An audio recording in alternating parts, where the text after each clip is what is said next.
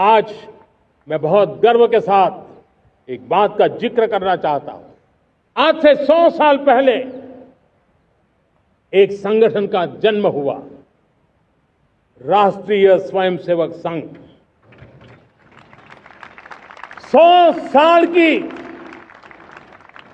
राष्ट्र की सेवा एक बहुत ही गौरवपूर्ण स्वर्णिम पृष्ठ है।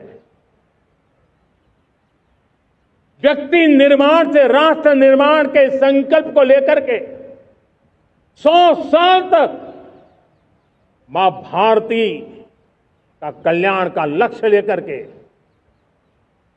लक्षावधि स्वयंसेवकों ने मातृभूमि के कल्याण के लिए अपना जीवन समर्पित किया है। सेवा, समर्पण, संगठन और अप्रतिम अनुशासन, ये जिसकी पहचान रही है, ऐसा राष्ट्रीय स्वयंसेवक संघ दुनिया का ये सबसे बड़ा एनजीओ है। एक प्रकार से 100 साल का उसका समर्पण का इतिहास है।